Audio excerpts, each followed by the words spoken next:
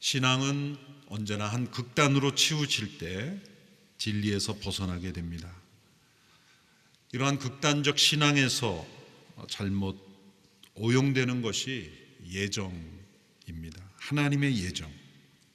성경에 분명히 나타나지만 가장 오해되고 잘못 인용되는 것입니다.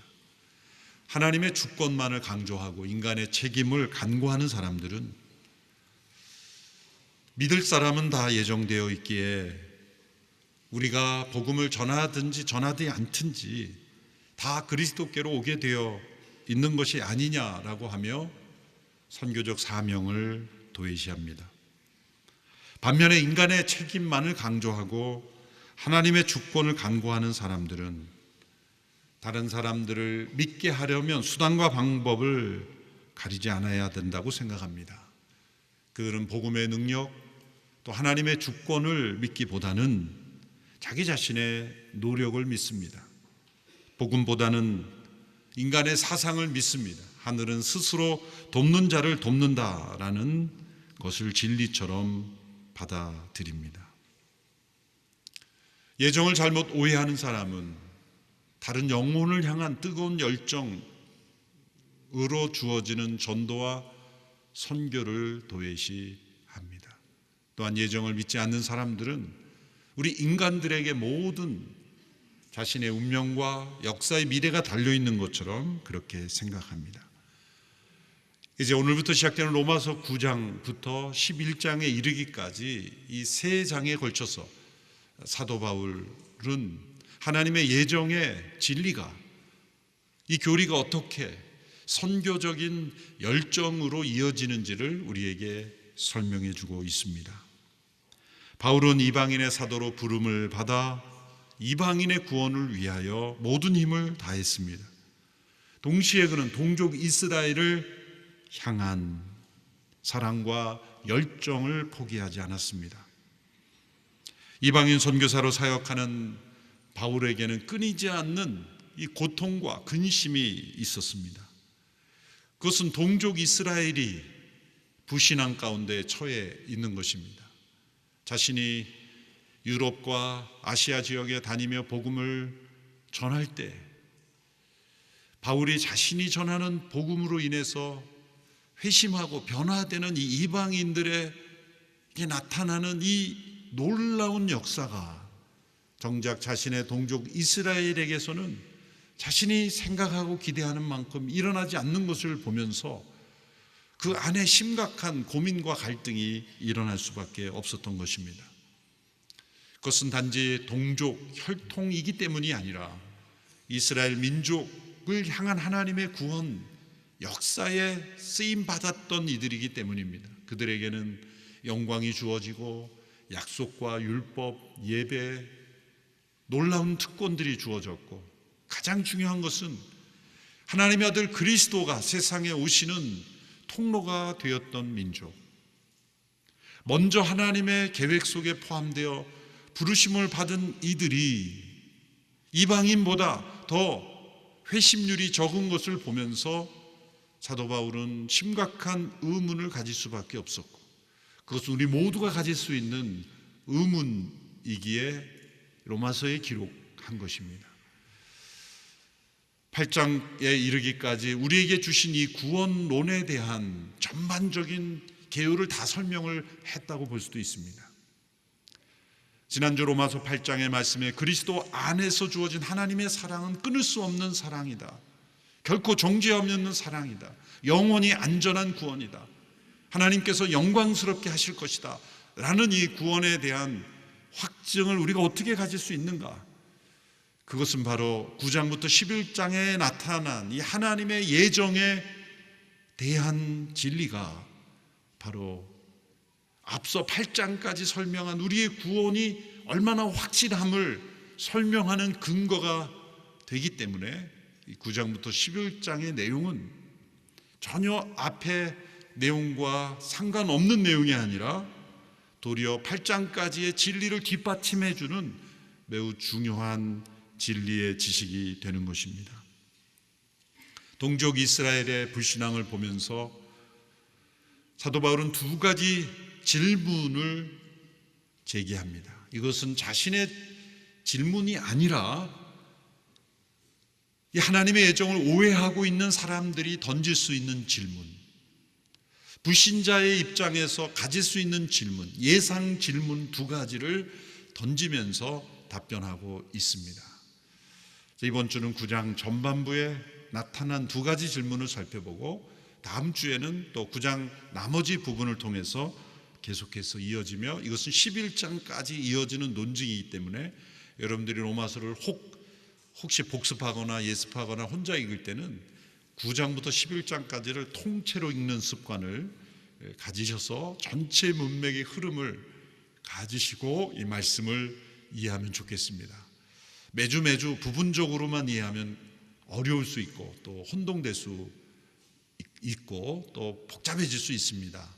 그러나 하나님의 말씀에 나타난 우리가 진리를 바로 깨닫기 위해서 좀 우리는 고민해야 합니다. 생각해야 하고 또 깊이 묵상을 함으로써 우리의 신앙이 더 견고해지는 그런 기간이 되기를 바랍니다. 첫 번째 질문은 이스라엘의 불신앙으로 하나님의 말씀이 파기되었는가라는 질문을 던집니다.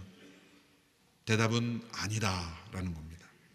지금 현재 이스라엘의 불신앙을 보면서 하나님께서 약속과 말씀을 주셨는데 그것은 그냥 끝난 것인가? 아니다라는 겁니다. 6절의 말씀이죠. 그러나 하나님의 말씀이 파기된 것 같지는 않습니다. 이스라엘에게서 난 사람들이라고 해서 다 이스라엘이 아니고, 제가 밑줄 친 부분에 답이 있는 것입니다. 왜 이스라엘의 불신앙이 하나님의 말씀이 파기된 것이라고 말할 수 없는가? 이스라엘이라고 해서 다 이스라엘이 아니다. 자, 이스라엘이 두 번 나오는데 앞에 이스라엘과 뒤에 이스라엘이 다르기 때문에 이렇게 말하는 거죠. 이스라엘이라고 해서 다 이스라엘이 아니다. 앞에 이스라엘은 아브라함의 혈통적인 육신의 후손으로서의 이스라엘, 그 동족 유대인을 의미하는 것이고, 뒤에 이스라엘 다 이스라엘이 아니다라 그럴 때는 다른 의미의 이스라엘이죠. 이것은 예수 그리스도의 십자가를 통해 구원받은 백성들을 가리키는 이스라엘이라는 걸 알 수가 있습니다. 그러므로 동족 유대인이라고 해서 다 구원받은 백성이 아니다.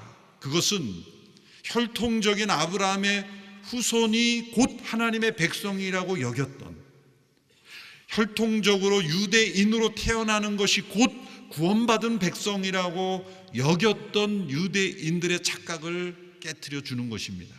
실제로 유대인들은 자신이 유대인으로 태어나기만 해도 하나님의 백성이요, 선택받은 민족이라는 잘못된 선민의식에 빠져 있었죠. 예수님께서 니고데모에게 거듭나야 하나님 나라에 들어갈 수 있다는 것은 매우 충격적인 말씀이었던 겁니다. 니고데모는 유대인의 지도자로서, 바리새인으로서 혈통적으로 유대인으로 태어나는 것만 해도 하나님 나라의 백성이라고 여겼던 것이 그들의 신학적인 구조였습니다. 그것을 부수는 거죠. 거듭나야 한다. 다시 태어나야 한다. 성령으로 다시 태어나야 진짜 이스라엘이다. 이스라엘에게서 태어났다고 할지라도 다 이스라엘이 아니다. 하나님의 약속이 이스라엘 현재 불신앙으로 폐기된 것이 아니라 하나님은 이 육적 유대인들 가운데서도 이스라엘, 참 이스라엘의 구원의 역사를 일으키고 계시다. 눈으로 보일 때는 그게 비록 소수일지 모르지만 육신의 혈통으로 아브라함의 후손으로 태어났다고 해서 모두가 다 이스라엘이 아니다. 하나님은 그 육적인 유대인들 가운데서 참 이스라엘을 구원하고 계시며, 그러기에 또한 이방인 가운데서도 이 참 이스라엘이 되는 이들이 있다. 그래서 유대인이나 이방인이나 예수 그리스도의 십자가로 구원받는 이들을 가리켜 사도 바울은 온 이스라엘이다, 이런 명칭을 씁니다.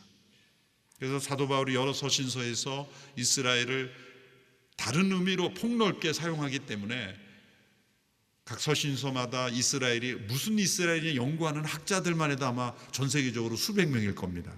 소위 바울 신학자들, 갈라디아서 6장 16절에 하나님의 이스라엘에게 은혜와 평강이 있을지어다, 평강이 있을지어다 할 때 이스라엘은 누구겠습니까? 갈라디아서의 전반의 주제는 율법으로 의롭게 되는 것이 아니라 믿음으로 의롭게 된다는 것을 말하고 있기에 거기서 이스라엘은 십자가로 구원받은 의롭게 된 모든 이들을 의미하는 단어인 것입니다. 이스라엘에게서 난 자라 할지라도 다 이스라엘이 아니다. 하나님의 말씀이 대다수의 사람들의 불신앙으로 인해서 폐기된 것 아니다. 왜? 하나님이 의도하셨던 이스라엘은 육신의 혈통을 따라 되는 것이 아니라 8절의 말씀에 보면 약속을 따라 난 자녀들로 되는 것이기 때문이라는 거죠. 두 가지 예를 듭니다. 첫 번째는 아브라함의 두 자녀 이스마엘과 이삭의 예를 듭니다. 7절에서 9절의 내용입니다. 이스마엘과 이삭은 아브라함의 두 자녀입니다. 그런데 먼저 태어난 이스마엘은 이스라엘이라고 불릴 수 없었습니다. 왜냐하면 약속을 따라 태어나지 않았기 때문입니다. 그의 어머니 하갈이 종이었기 때문도 아니고 이방인이었기 때문도 아닙니다. 두 번째로 태어난 이삭이 왜 이스라엘로 하나님의 백성으로 아브라함의 진정한 후손으로 받아들일 수 있었는가? 그것은 약속을 따라 태어났기 때문이다 라는 겁니다. 세상의 윤리적인 또 실제 인간적인 책임으로는 아브라함은 이스마엘에 대해 책임이 있고 책임져야 합니다.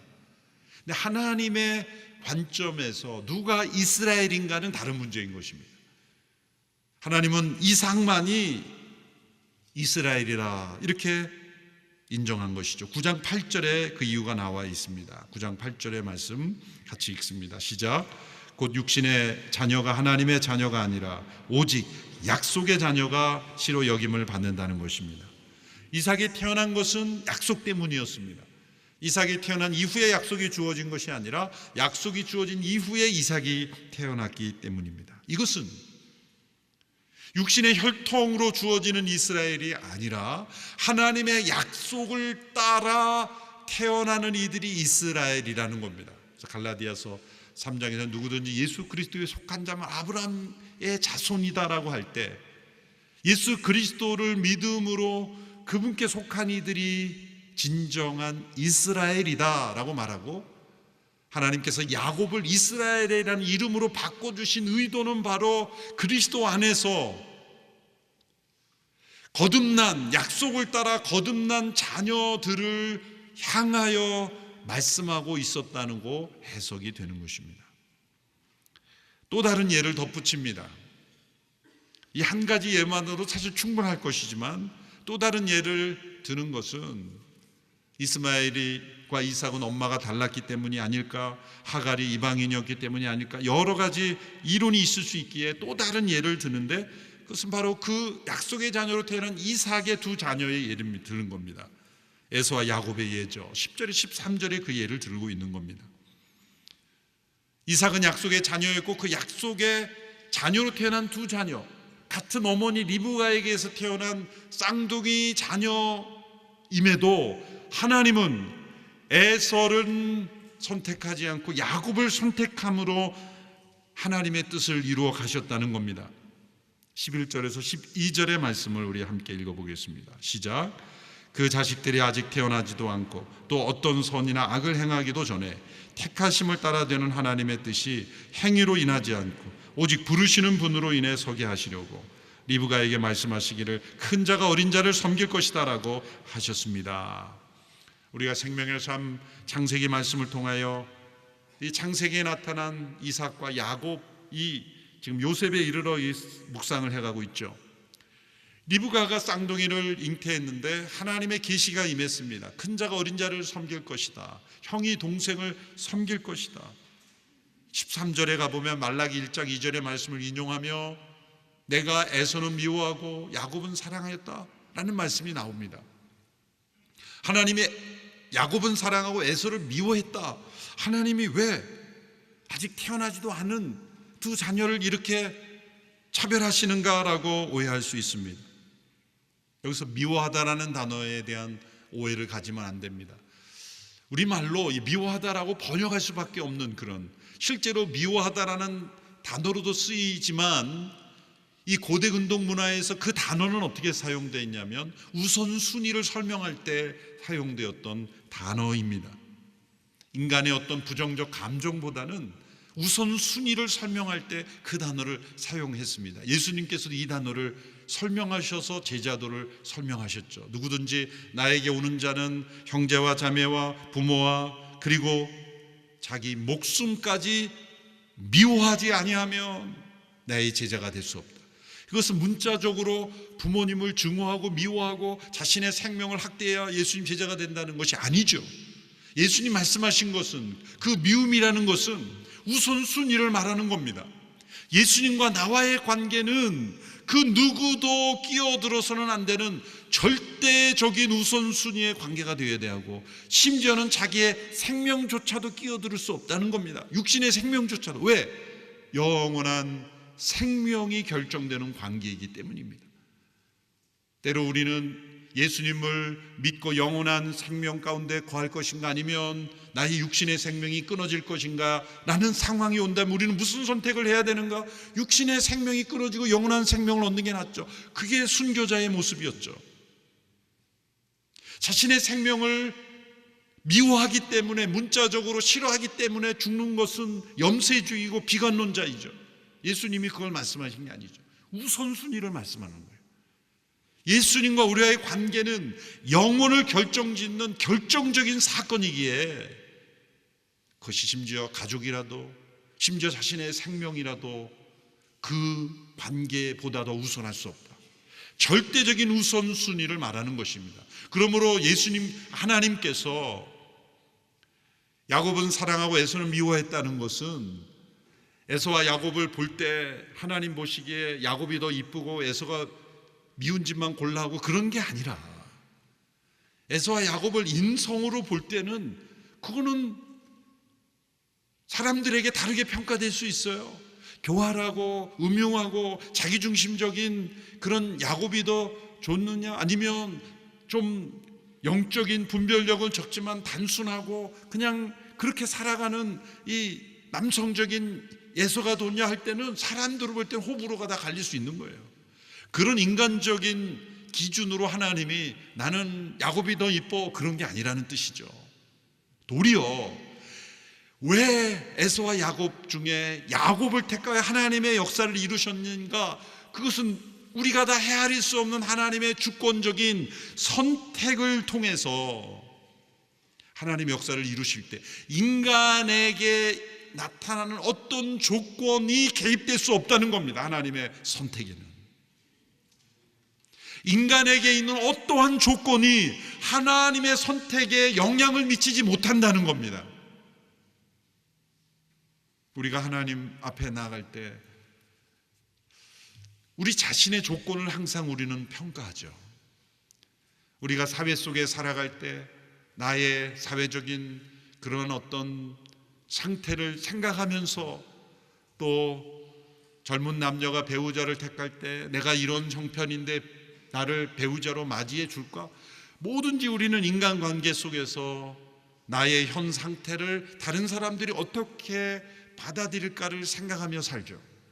하나님은 전혀 그렇게 하시지 않는다는 겁니다. 우리에게 있는 어떤 조건, 상태, 인간적인 요소가 하나님의 선택에는 제한을 받지 않는다. 그것을 보여주기 위하여 야곱을 택하시고 이를 이루어 가시는 겁니다. 그러므로 이삭은 약속을 따라 태어났고 야곱은 하나님의 주권적인 선택을 따라 부름을 받았기에 이 두 가지 케이스를 통해 우리에게 보여주시는 것은 뭡니까?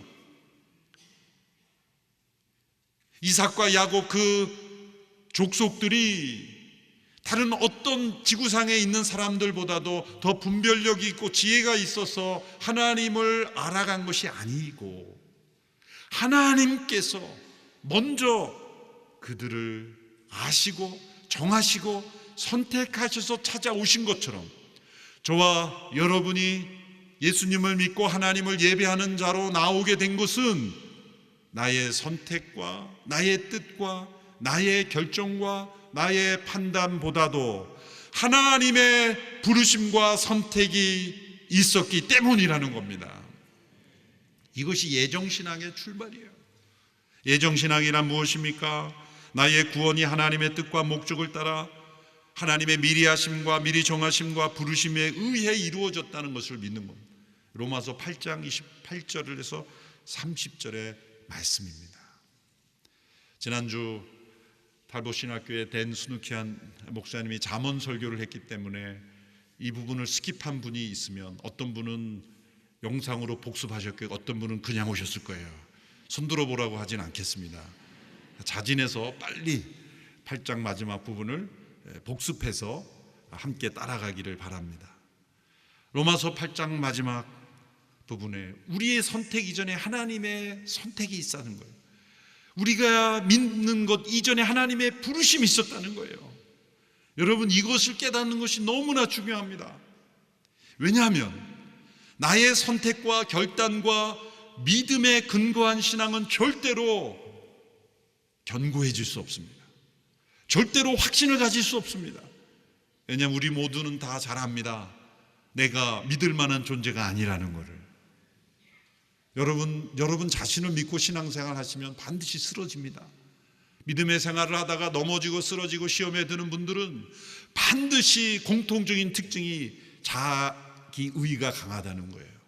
자기를 믿는다는 거예요. 겉으로는 하나님을 믿고 예수를 믿는 것 같지만 그 내부의 깊숙한 곳을 보면 자아에 대한 확신이 강한 사람은 시험에 오면 무너집니다. 여지없이 무너집니다. 쓰러집니다. 그러나 나의 믿음이 아니라 하나님의 부르심이다. 나의 선택이 아니라 하나님의 선택이다. 교회도 마찬가지입니다. 여러분이 온누리교회를 선택한 것 같지만 하나님께서 여러분을 온누리교회로 부르셨다라는 이 시각은 다른 거예요. 그러므로 어떤 의미에서 내가 인정받지 못하면 내가 선택한 교회인데 내가 버릴 수도 있지, 이런 식의 신앙생활을 하게 되면 모든 것이 다 시험거리가 될 수 있어요.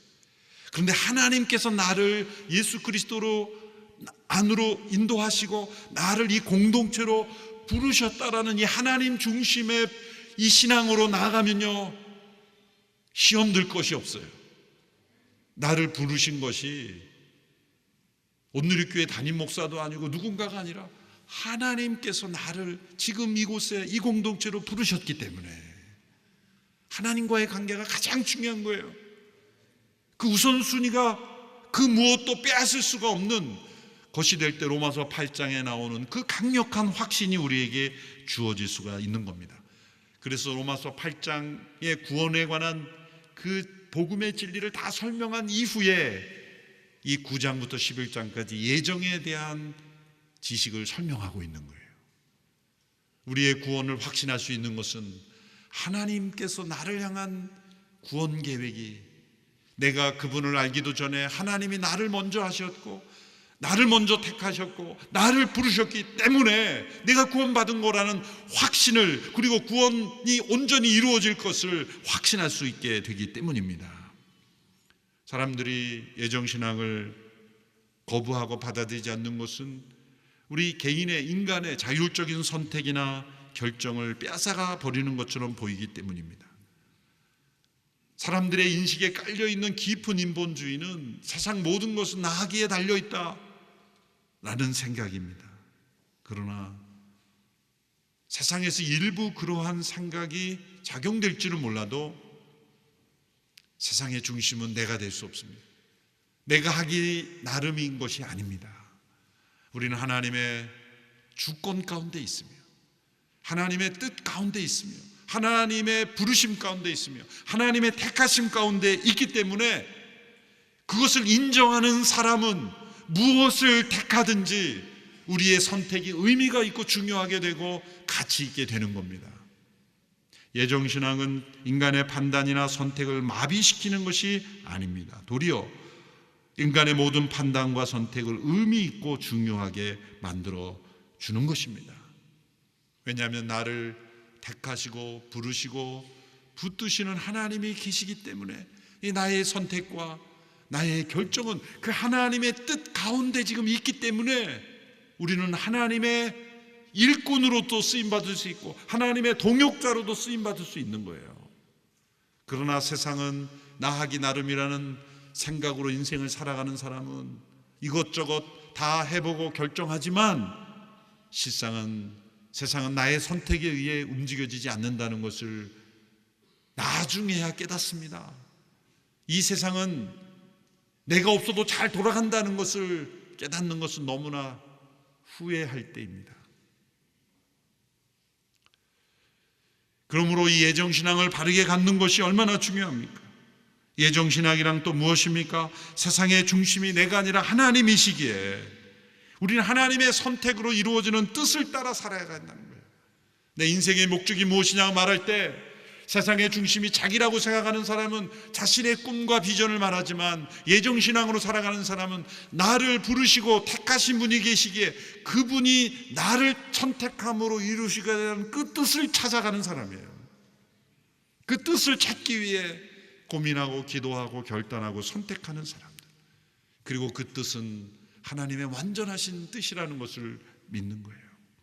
예정신앙이란 하나님의 완전하신 성품을 따라 일하고 계심을 믿는 것입니다. 때로 우리가 이해할 수 없는 고난도, 우리가 다 헤아릴 수 없는 모든 사건 속에서 하나님은 완전하신 그분의 뜻을 위해 일하고 계심을 믿는 겁니다. 우리의 선택을 배제하거나 우리의 결단을 무력화시키는 것이 아닙니다.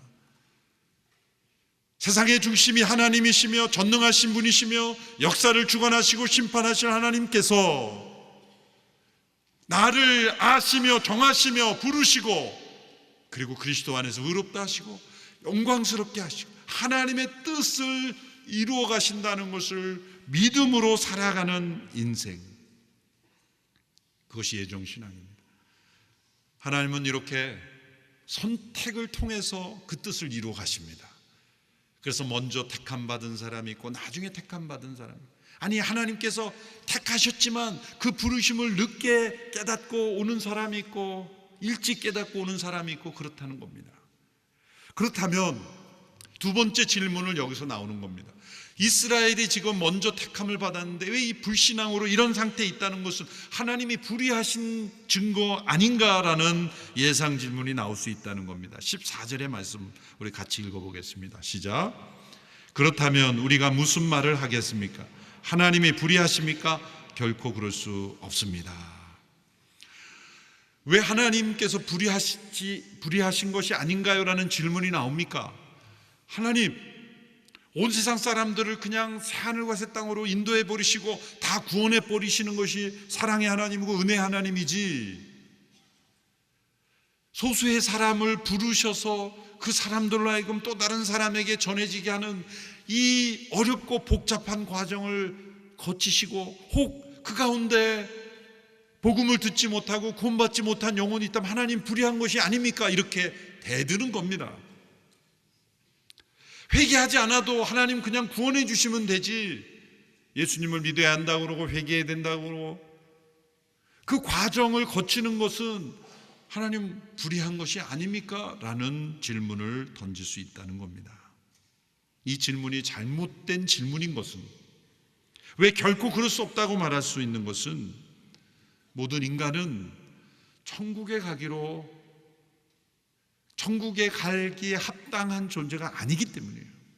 도리어 모든 인간은 하나님의 진노와 심판에 서 있는 것입니다. 이게 팩트입니다.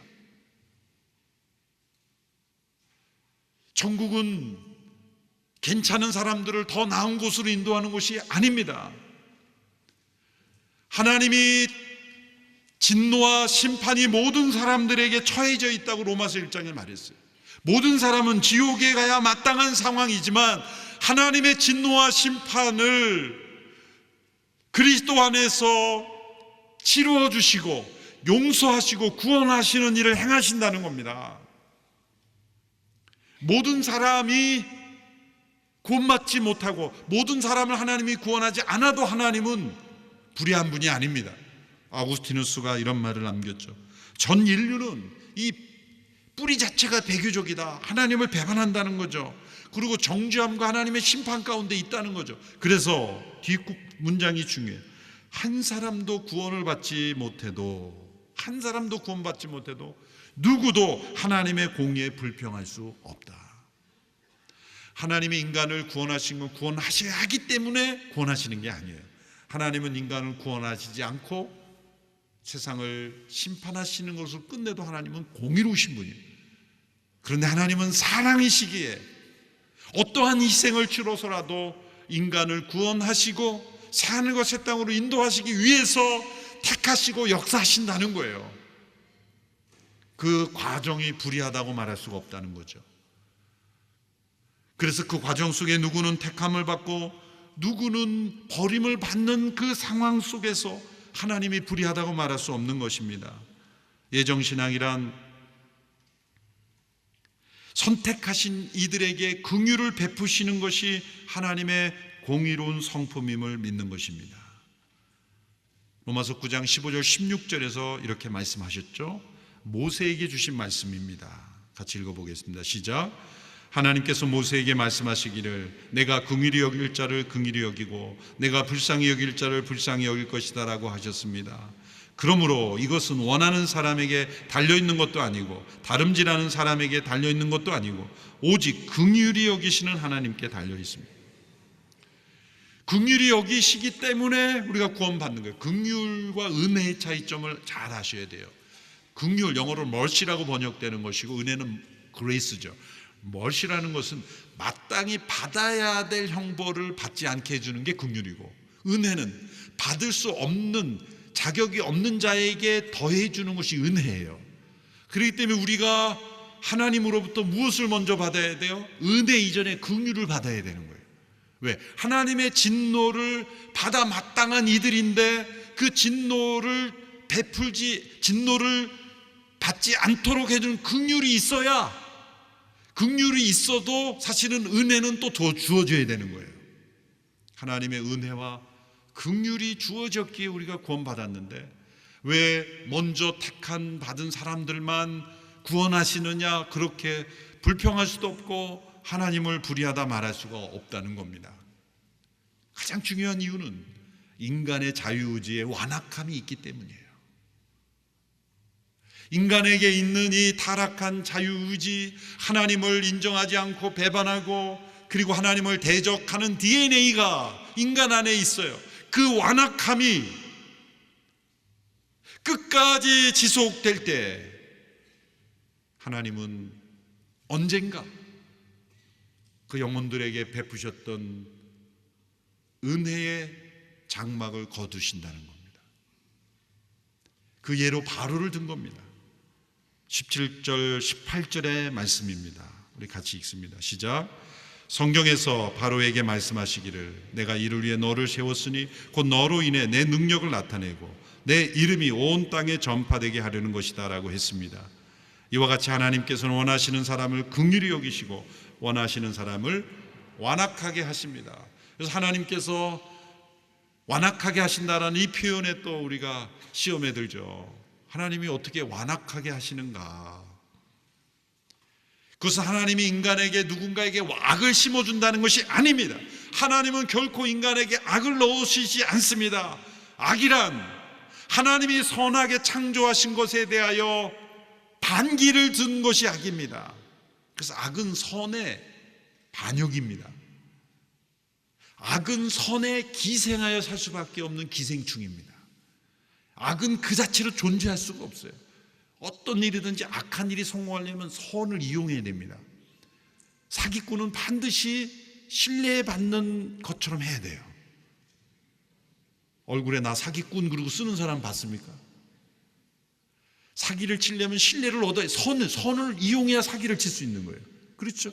믿음을 가지고 있어야 사기를 치는 거지. 여러분, 도둑질은 부지런해야 됩니다. 남들 다 깨어 있을 때 도둑질 못합니다. 다 자고 있을 때 깨어서 부지런하고 철저하게 준비해야 돼요. 성공하려면 어수룩하게 하면 안 돼요. 핸드폰 진동도 꺼야 돼요. 여러분이 철저함, 부지런 다 선이잖아요. 선. 여러분, 세상의 악은 절대로 선을 이용하지 않고는 성공하지 못합니다. 그럼 뭘 보여주는 거예요? 악이 원래부터 처음부터 존재했던 것이 아니라 선에 대한 반역으로 나왔다는 거죠.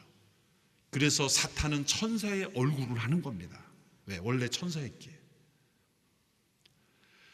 이 악은 하나님의 선하심에 대한 반동, 반역으로 나온 것이기 때문에 하나님이 악을 만드신 것이나 이 사단에게 넘어간 인간 스스로가 완악함을 택하고 있는 겁니다. 그런데 하나님께서 그 완악함을 제어하시는 은혜를 베풀고 계세요. 그 증거가 뭡니까? 악한 사람들이 들통난다는 거예요. 나쁜 짓을 서로 한 사람끼리 배신한다는 거예요. 세상의 악이요, 선한 사람들이 악한 사람 못 이깁니다. 계속 거짓말하고 가는 사람, 선한 사람은 계속 속게 돼요. 그런데 언젠가 그 악인이 처벌을 받게 되는 것은 더 악한 사람에 의해서. 속고 속이는 사람은 더 한 차원 악한 사람에 의해서 속임당해서 실패하게 되고, 이 거짓말은 우리가 평생 가져가자라고 굳게 믿었던 사람들끼리 배신하는 거예요. 그래서 악이 붕괴되는 거죠. 그런 악을 하나님이 넣어주신다? 말이 안 되는 거죠.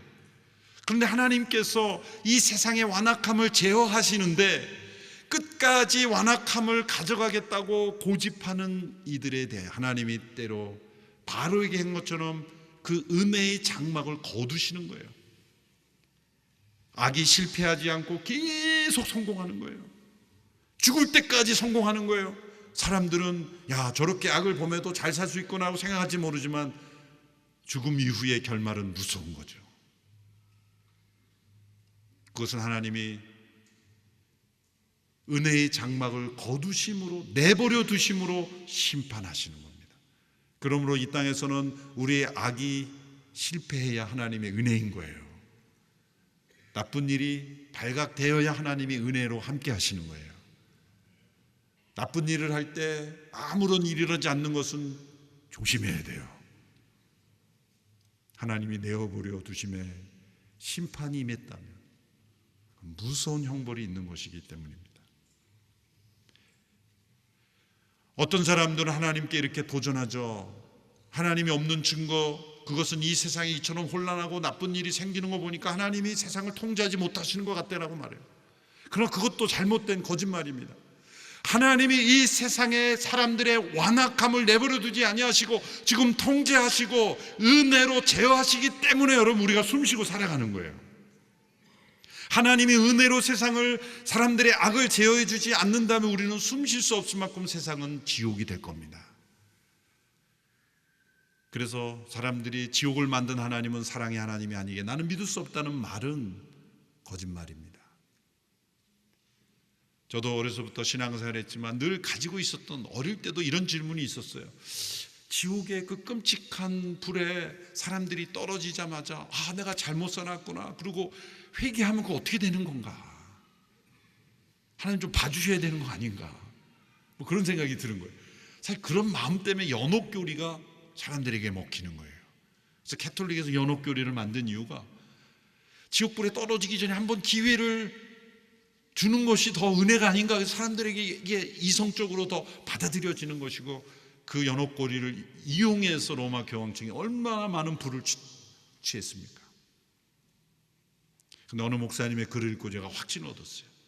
지옥은 지옥불에 떨어져도 회개가 아닌 불평과 원망과 미움의 언어만이 가득한 사람들이 있을 곳이다. 그런 고통이 임하면 회개가 나와야 되는데 도리어 원망과 불평과 저주만 쏟아붓는 바로 그것이 지옥일 것이다. 그렇게 완악한 자들을 하나님이 심판하심으로 하나님의 능력을 나타낸다는 것. 예정신앙이란 무엇입니까? 하나님께서 완악한 자를 통해서도 하나님의 능력을 나타내 보이시고 그 이름이 온 땅에 전파되게 하신다는 것을 믿는 것입니다. 이처럼 하나님의 예정은 우리의 선택과 결단과 자유의지를 무시하는 거, 외면하는 것이 아니라 도리어 우리가 무슨 선택을 해야 되고 어떠한 결단을 해야 되는지를 알려주는 것이며, 또한 우리가 아무것 하지 않아도 세상은 하나님이 정하신 대로 움직여진다는 운명론이 아니라 이 바울이 동족 이스라엘을 향해 가졌던 그 사랑과 열정이 우리에게 더 일어난다는 거예요. 선교적 열정이 불타오르지 않은 사람은 하나님의 예정신앙을 갖지 않은 거예요. 바울이 지금 로마서 9장에서 동족 이스라엘 향한 큰 근심과 고통을 느끼면서 하나님의 예정을 설명했잖아요. 그가 이렇게 느끼는 건 뭡니까? 이처럼 하나님의 놀라운 선택과 은혜가 주어져 있음에도 완악함 가운데 있는 것을 안타깝게 여기고 있는 거예요. 그러므로 이 하나님의 선택과 부르심에서 벗어나려고 발버둥 치는 영혼이 없도록 우리가 잃어버린 영혼을 향하여 큰 근심과 고통으로 나아가는 우리 모두가 되기를 축원합니다. 기도하겠습니다. 하나님 아버지, 바울의 이 큰 근심과 고통이 우리에게도 있습니다. 우리 가족 가운데 아직 예수 그리스도를 믿지 않는 영혼이 있습니다. 하나님의 특별한 부르심이 있지만 그 부르심을 거부하고 있는 영혼들을 보면서 우리 마음에 큰 근심과 고통이 있습니다. 잃어버린 수많은 영혼들을 향한 근심이 있습니다. 우리의 다음 세대들 방황하는 우리의 자녀들을 보면서 근심이 있습니다. 저 북녘 동포의 그 이념과 거짓된 사상에 빠져 신음하는 동포들을 바라보며 근심이 있습니다. 주님, 열방에 잃어버린 영혼을 향한 근심이 있습니다. 하나님이 우리를 먼저 부르셔서 택하신 것, 그것은 하나님의 선교를 향한 부르심인 줄로 믿습니다. 선택받은 우리들, 나는 구원받았기에 이제 됐다라고 하는 자만심, 교만에 빠지고 거짓된 잘못된 예정론에 빠지지 않게 해주시고, 하나님의 예정은 하나님의 선교로 나간다는 것을 깨닫고 더욱 선교적 열정으로 헌신하는 우리 모두가 되게 하여 주시옵소서. 예수님의 이름으로 기도하옵나이다. 아멘.